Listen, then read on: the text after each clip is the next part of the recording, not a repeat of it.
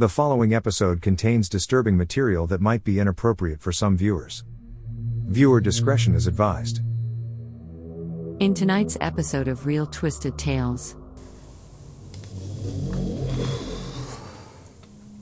I am going to tell you the story of Katherine Knight, who, due to the nature of her crimes, was sentenced to life imprisonment without the possibility of parole, making her the first and only woman in Australian history to be given that sentence.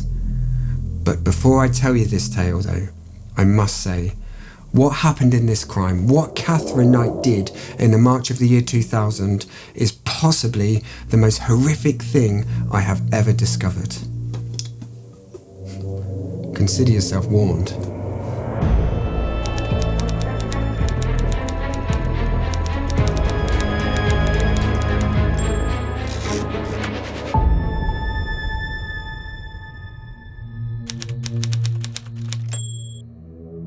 Katherine Knight was born in 1955 and lived in a small town called Aberdeen in New South Wales, Australia.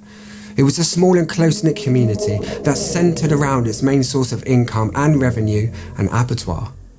Katherine's entire family worked there, as did the friends and family of everyone she knew, and when she was old enough, she left school and took a job working her way into a role on the kill floor. As part of her job, as with any manual job, she needed tools for her trade, and Katherine's tools were no ordinary things. To do her job, Katherine had a set of knives for killing, cutting, and skinning the carcasses of cows that came through. Now, to me, this sounds like the worst job on earth, but not to Katherine. She relished in her role, she loved what she did, and even then there were signs of her true personality coming through. This ordinary-looking woman, and I mean look at her, she looks like a woman who could be someone you might meet at church.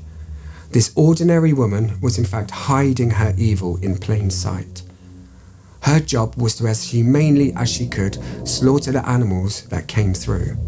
But it's been said that she would sometimes cut the animals just to hear their cries. Sometimes she would nick their arteries just to watch them bleed. And those she worked with saw she enjoyed the fear she created with her actions. And nobody said a thing.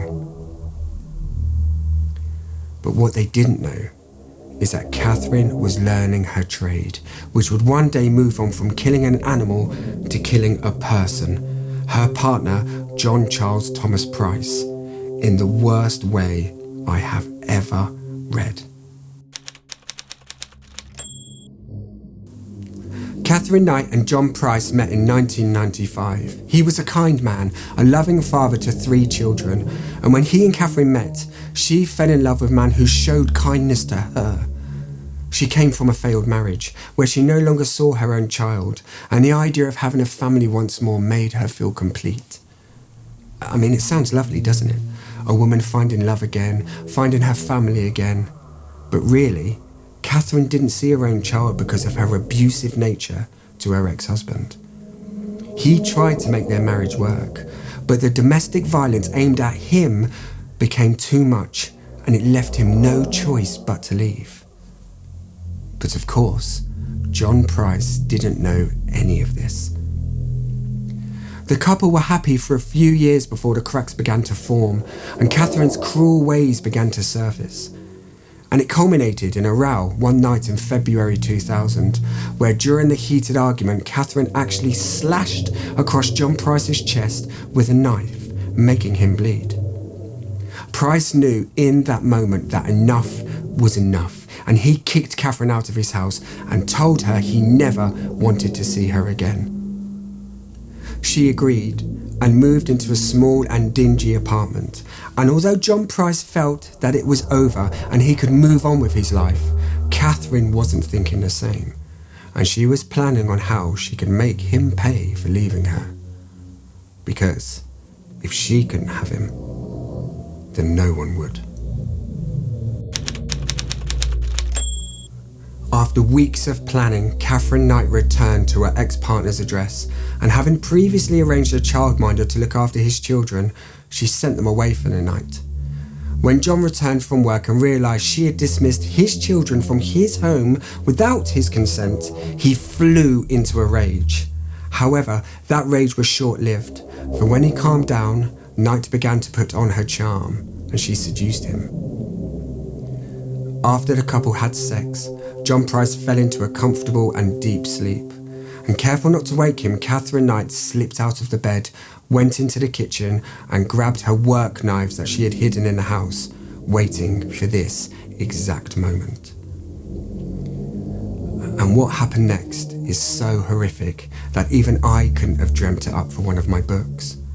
And I must stress again, if you imagine the worst murder ever, you wouldn't even be close to what Catherine Knight did that evening.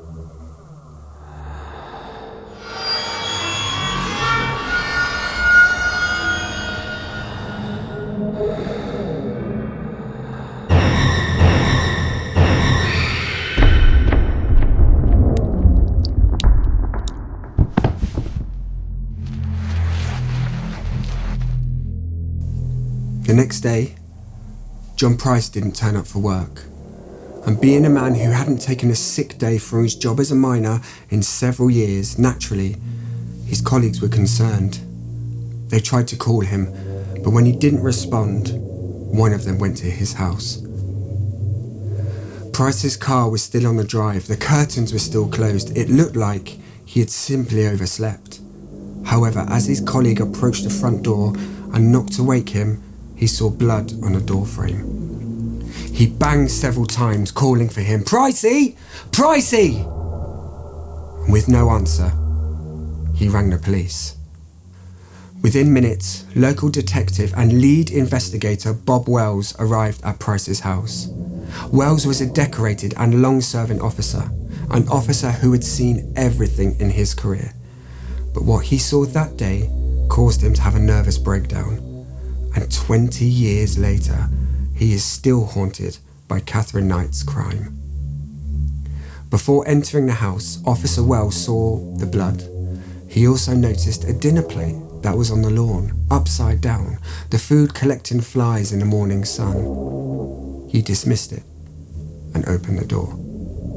Officer Wells saw a trail of blood that led from the front door back towards the rear of the house, and with his gun drawn, he began to slowly and carefully walk towards it.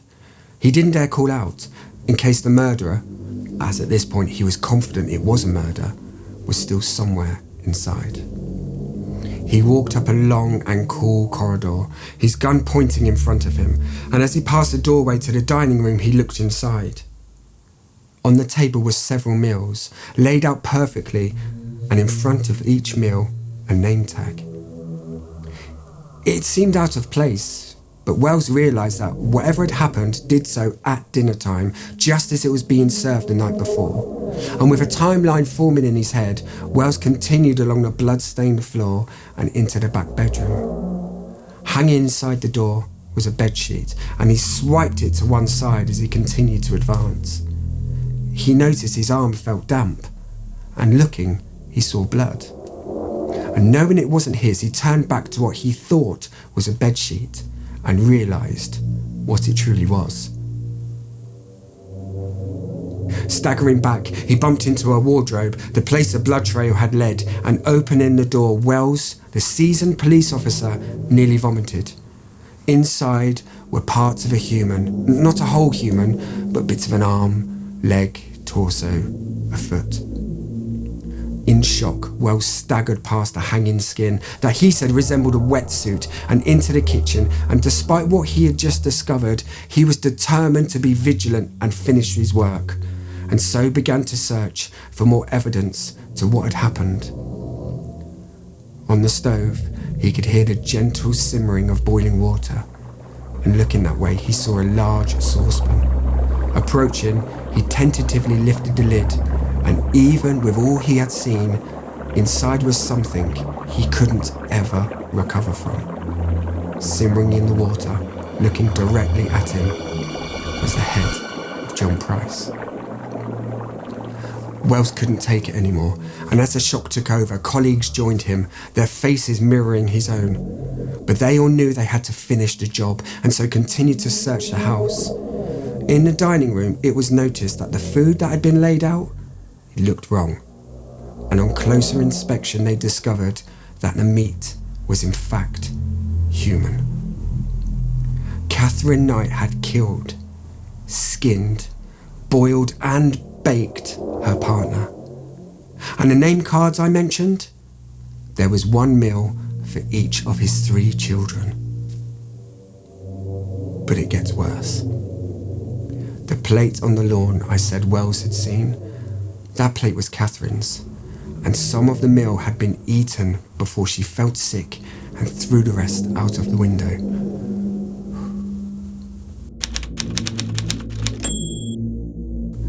Katherine Knight was arrested and charged with murder, pleading insanity, and she almost got away with it too, if it wasn't for her own cousin who testified against her. For when planning her crime, her revenge, she told her cousin she was going to kill John Price in such a way they would think she had to be insane. They conducted their tests to see if she was truly insane and discovered Katherine Knight was of sound body and mind when she did what she did to John Price, and that fact surely makes her one of the most evil people in the world. Katherine Knight will spend the rest of her life in prison, and even though she will never get out, knowing someone like that is alive on this earth is truly terrifying. Hi everyone, thanks for watching our video, The Calculating Kill of Katherine Knight. If you enjoyed it and you want to see more, then don't forget to subscribe and you'll be notified when we upload a new story. Also, please consider leaving a comment below as we'd love to know your thoughts. Good night and keep safe. Coming up in the next episode of Real Twisted Tales.